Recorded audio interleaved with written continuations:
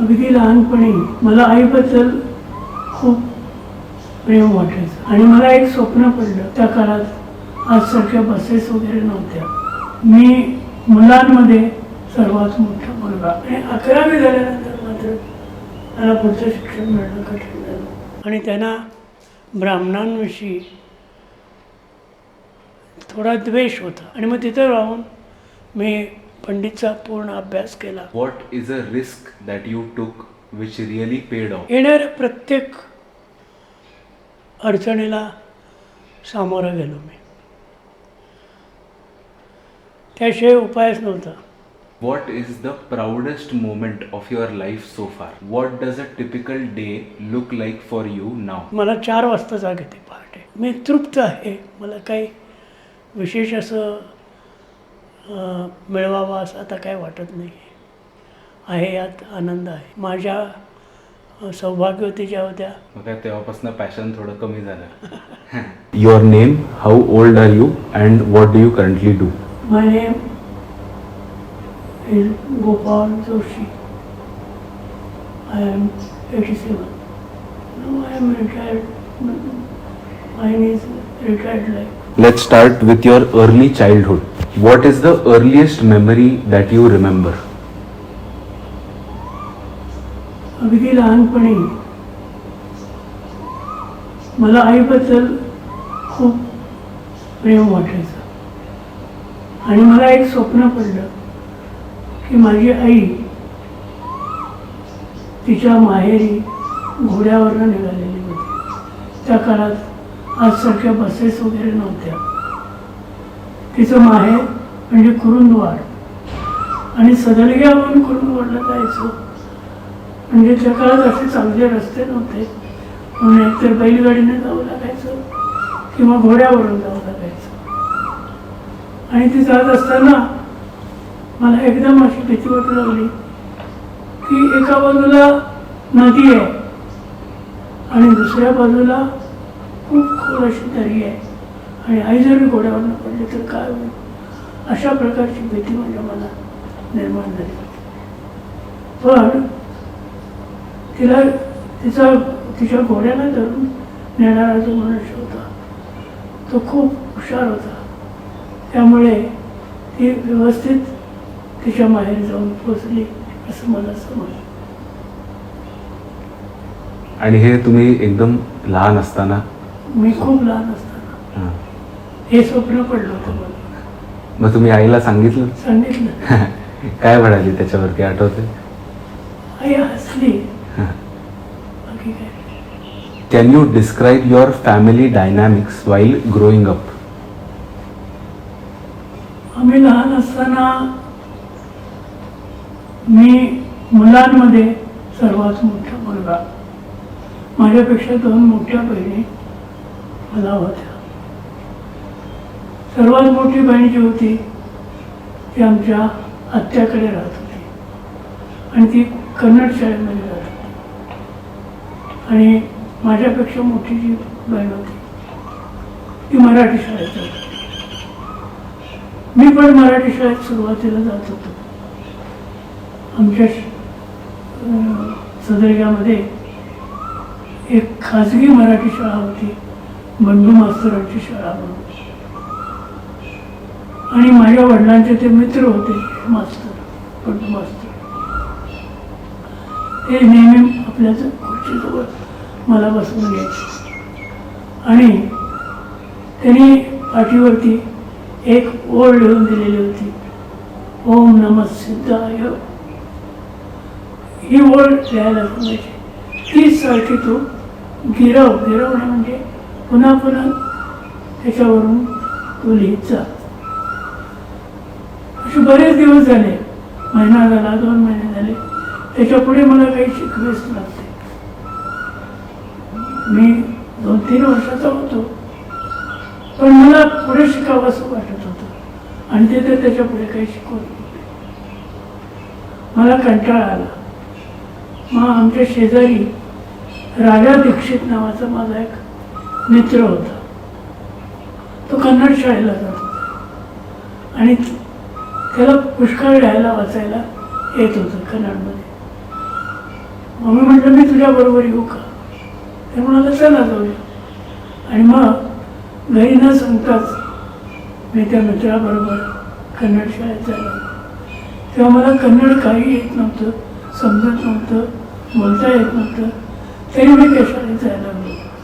आणि तिथल्या वातावरणामुळे मला हळूहळू कन्नड समजायला लागलं. आणि मी 11वीपर्यंत कन्नड शिकलो. पण मराठी पण मला यायचं, कारण माझी मोठी बहीण जी होती जी मराठी शाळेत जात होती, ती रोज घरी गृहपाठ करायची, कविता पाठ करायची आणि शुद्ध लेखन करायची. ते मी बघायचो.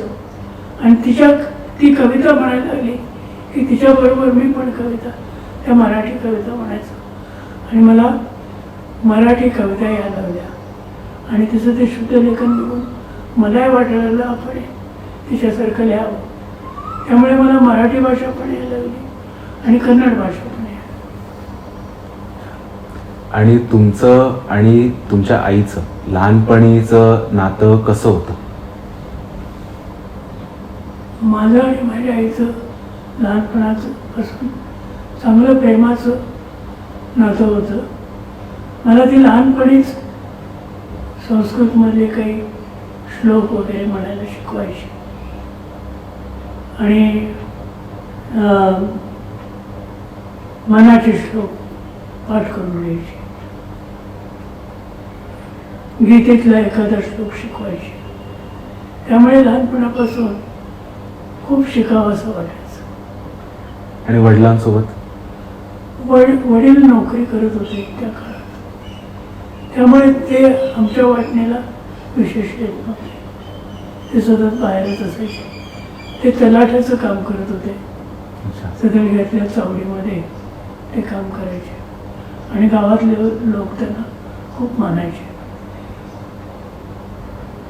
त्यांच्या कचेरीमध्ये बहुतेक सगळे ब्राह्मण अधिकारी यायचे. म्हणजे त्या काळात ब्रिटिशांच्या काळात वरचे अधिकारी म्हणजे मामलेदार, कलेक्टर वगैरे असे जे कोणी असते ते बहुतेक सगळे ब्राह्मण असायचे.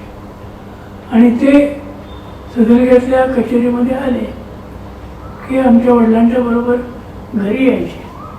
त्या काळामध्ये ब्राह्मण अधिकारी बाहेर कुठेही पाणी पण प्यायचे नाही आणि जेवायचे पण नाही.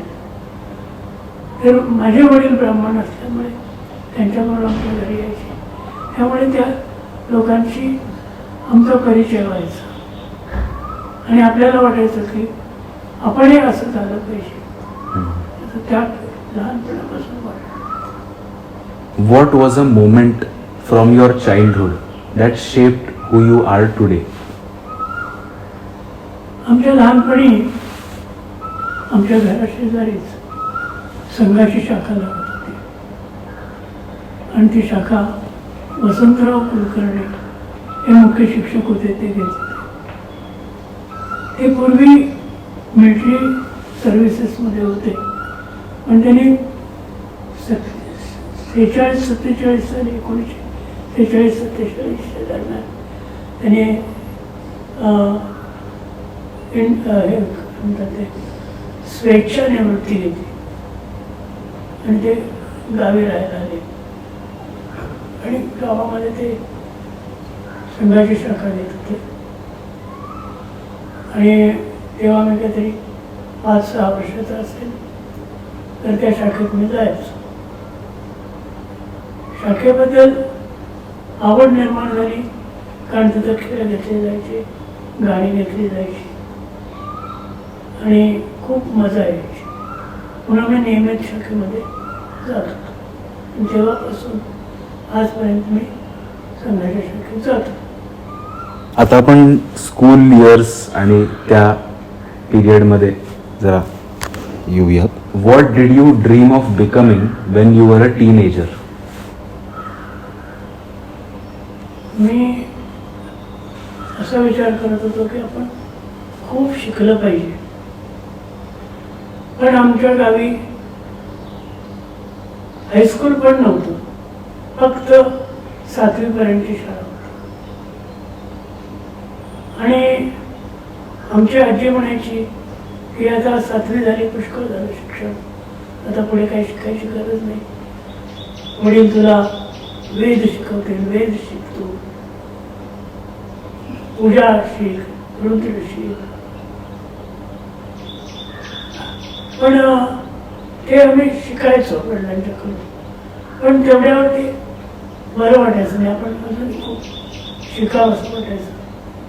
मग जो मुलगा म्हणजे राजा दीक्षित नावाचा मुलगा आमच्या शेजारी होता, तो जवळच्या गावी हायस्कूलला जात होता.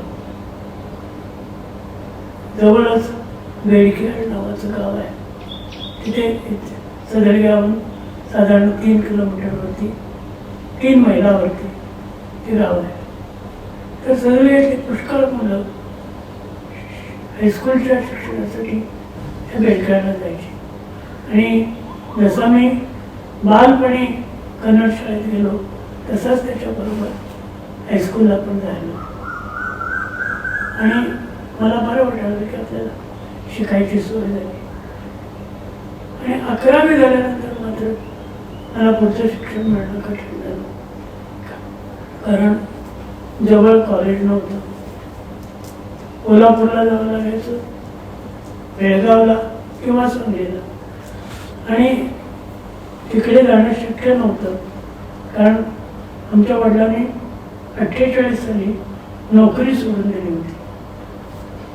आणि शेतीच्या उत्पन्नावरच आमचं घर चालायचं, आणि शेती ही पावसावर अवलंबून होती. त्यामुळे पाऊस चांगला पडला तर भरपूर धान्य यायचं, आणि पाऊस नाही पडला तर खूप कमी धान्य यायचं. मी ज्या शाळेत काम करत होतो त्या शाळेच्या मंडळावरती जैन लोकांचं वर्चस्व जास्त होतं, आणि त्यांना ब्राह्मणांविषयी थोडा द्वेष होता. आणि आमचे जे मुख्याध्यापक होते ते जैन जातीचे होते. त्यांचं आणि माझं सतत खटकत होतं किंवा जमत नव्हतं. तेव्हा त्यांनी ठरवलं होतं की मला त्या शाळेत राहू द्यायचं नाही. आणि त्यांनी सांगायला सुरुवात केली की यांचं काय जास्त शिक्षण झालेलं नाही आहे, यांचा आम्हाला काय पुढे उपयोग होणार नाही आहे, यांना ठेवून काय करायचं, असं त्यांच्या मंडळाच्या लोकांना सांगायला सुरुवात केली. आणि हे कमी शिकलेले आहेत, यांनी आज पुढचं शिक्षण घेतलं पाहिजे वगैरे वगैरे, आणि ते माझ्या कानावर आलं. मग मी ठरवलं की आपण पुढचं शिक्षण घ्यायला पुण्याला जायचं, कारण त्यावेळा वर्तमानपत्रामध्ये राष्ट्रभाषा पंडितच्या परीक्षेबद्दल माहिती आलेली होती.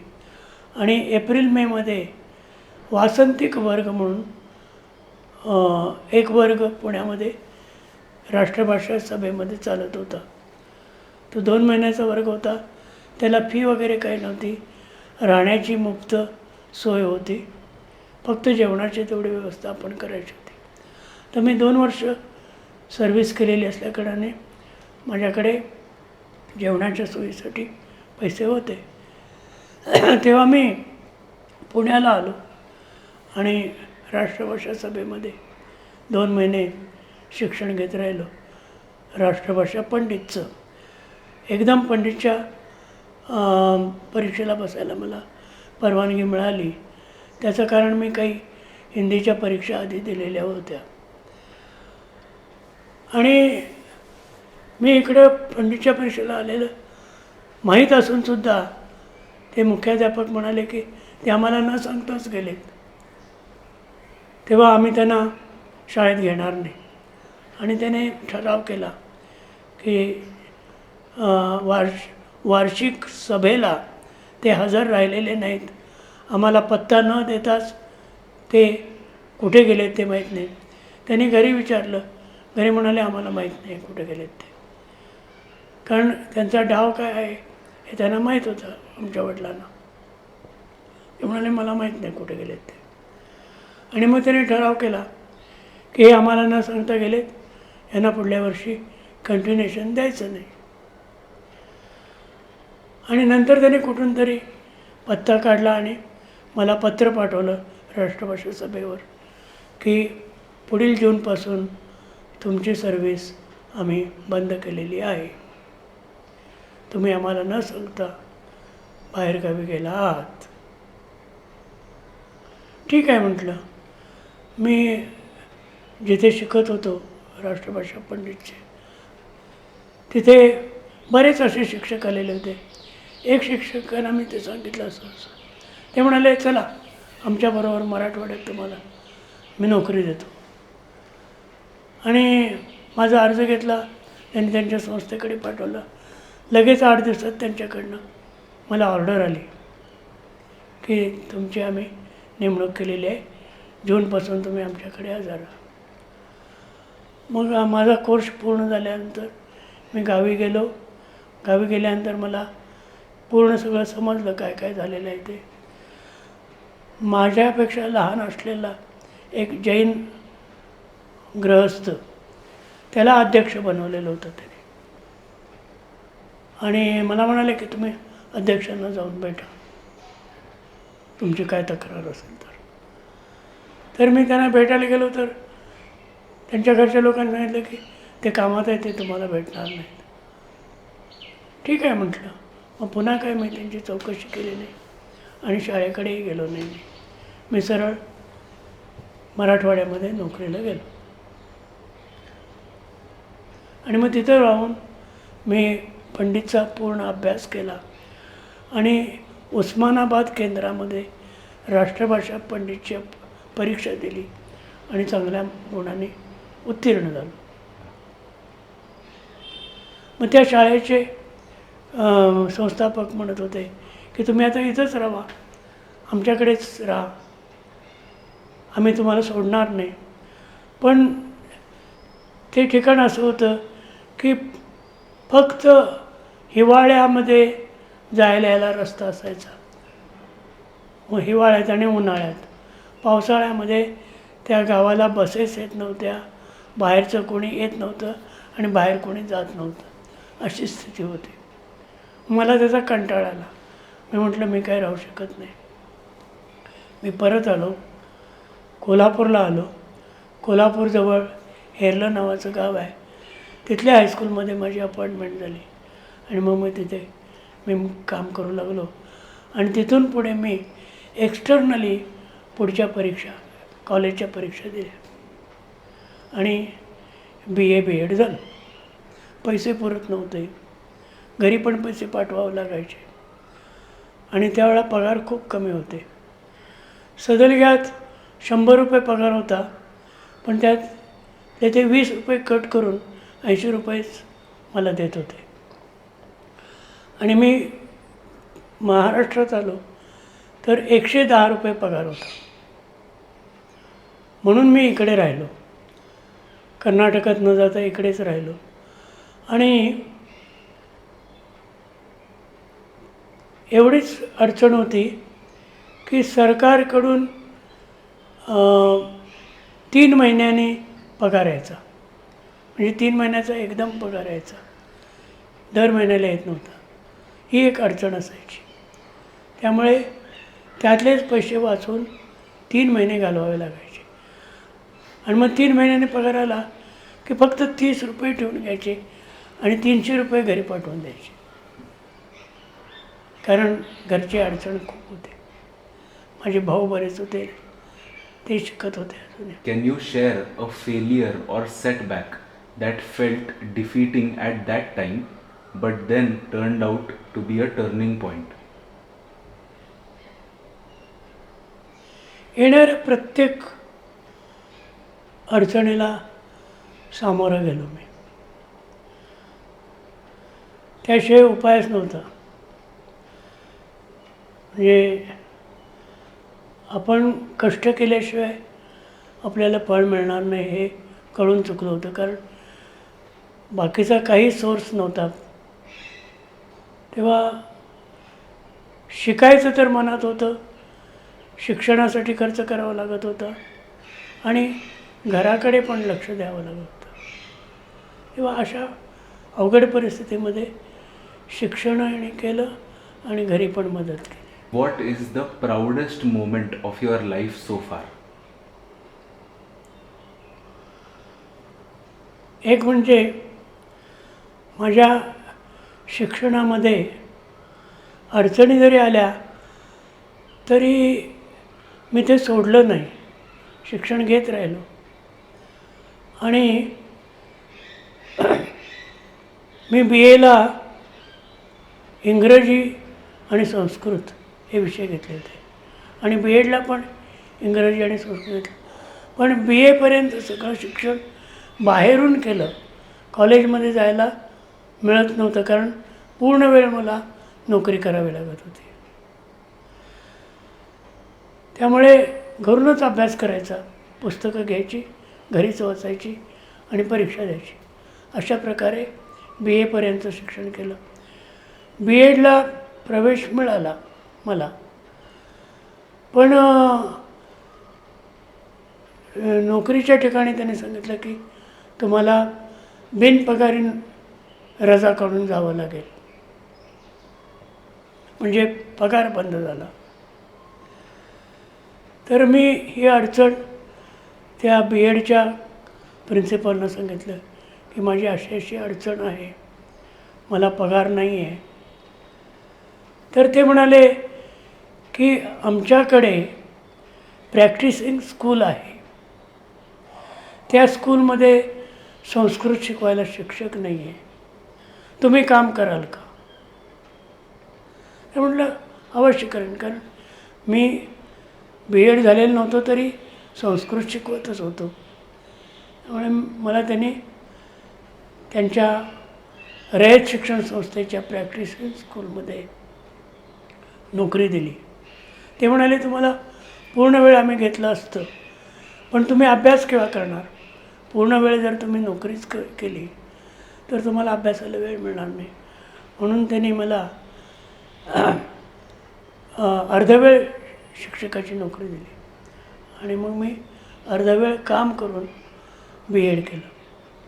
म्हणजे मला शिक्षण हे कष्टाविना मिळालं नाही, नोकरी करूनच शिक्षण करावं लागलं, पण त्यात मला आनंद वाटत होता. Is there a person or a mentor who guided you and changed your perspective?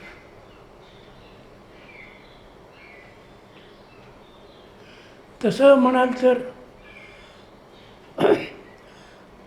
अगदी असं गाईड करणार कोणी नव्हतं.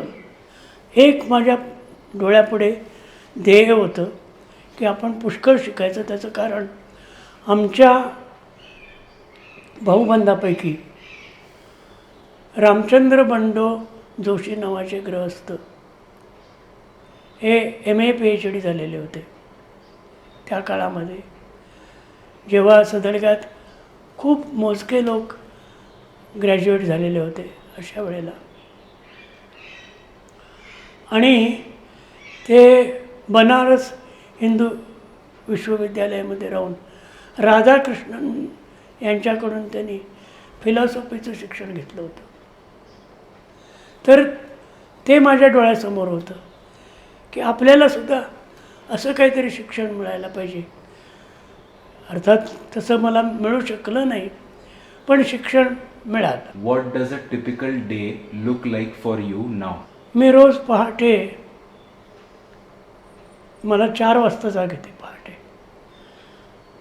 मग थोडा वेळ मी बसून नामस्मरण वगैरे करतो आणि नंतर आसनं करतो. आसनं झाल्यानंतर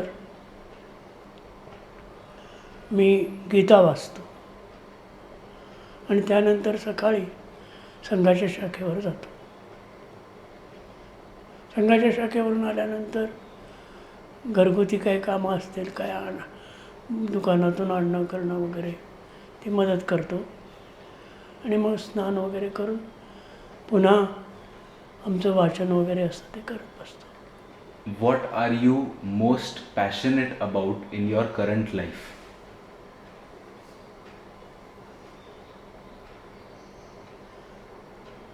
काय नाही, मला मी तृप्त आहे. मला काही विशेष असं मिळवावं असं आता काय वाटत नाही आहे. यात आनंद आहे. माझ्या सौभाग्यवती ज्या होत्या त्या पण माझ्याबरोबरच बाहेरून शिक्षण घेत होत्या. त्या पण MA झाल्या होत्या. त्या चित्रकलेच्या आर्ट मास्टर होत्या. त्यांनी काढलेलं हे चित्र आहे.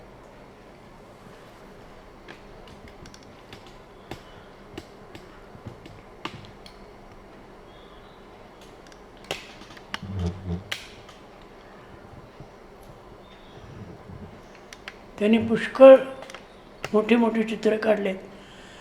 सातारला आमचा बंगला आहे. वरचा मजला रिकामा ठेवला आहे आम्ही. तिथं आर्ट गॅलरी केली. तिथं सगळी चित्रं यांची लावून ठेवलेली आहेत. त्या गेल्या मार्चमध्ये गेल्या. त्यांनी पण सगळं शिक्षण नोकरी करत करत केलं MA पर्यंत. आणि आर्ट मास्टरसाठी JJ स्कूल ऑफ आर्ट्समध्ये परीक्षा दिल्या. मग काय तेव्हापासून पॅशन थोडं कमी झालं. याचं कारण मी जेव्हा त्यांना पाहायला गेलो तेव्हा त्यांचं काही विशेष शिक्षण झालेलं नव्हतं. माझ्यासारखंच त्यांना शिकायची इच्छा होती आणि मला पण शिकायचं होतं. मी त्यांना विचारलं. त्या फक्त DTC झालेल्या होत्या. मी जसं STC झालो होतो तसं त्या DTC म्हणजे ड्रॉइंग टीचर्स कोर्स झाल्या होत्या. मी विचारलं तुम्ही पुढे शिकणार आहात का एवढ्यावरच थांबणार आहात? तर त्यांच्यापैकी जे नातेवाईक होते ते म्हणाले अहो त्यांना खूप शिकायचं आहे. त्या शिक्षणासाठी धडपडतात. मग म्हटलं की आम्हाला पसंत आहे. पसंत आहे मग तुम्ही. आणि मग आमचं जीवन अगदी आनंदात गेलं. कारण त्याही शिकत होत्या मीही शिकत होतो. कुठलीच तक्रार नसायची आमची. If you could give your younger self one piece of advice, what would it be? प्रत्येकाने स्वतःच्या हिमतीवरतीच पुढे जाण्याचा प्रयत्न केला पाहिजे. मला अमुक मदत करेल तमुक मदत करेल अशी अपेक्षा कोणाकडून ठेवून चालणार नाही आहे. आणि चालायला लागल्यावर मार्ग आपोआपच सापडत जातो. Where there is a will, there is a way. What is the one ultimate lesson you want to give to the coming generations? प्रत्येकाने आपलं काम मनापासून करावं. मग ते स्वतःसाठी पण उपयुक्त असतं आणि समाजाला पण त्याचा उपयोग होतो. म्हणून गीतेने सांगितलेलं आहे की स्वधर्म मे निधनम श्रेय परधर्मो भयावह. धर्म याचा अर्थ आपलं कर्तव्य. आपण जे काही कार्य करतो तो आपला धर्म आहे. ते कार्य आपण मनापासून केलं पाहिजे, चांगलं केलं पाहिजे, ज्याच्यामुळे दुसऱ्यांना काही त्रास होणे आणि आपली पण उन्नती झाली पाहिजे. आणि आपणच उन्नती करू शकतो. दुसरा कोणी आपली उन्नती करू शकत नाही. म्हणून गीता म्हणते की आपणच आपला मित्र असतो आणि आपणच आपला शत्रू असतो.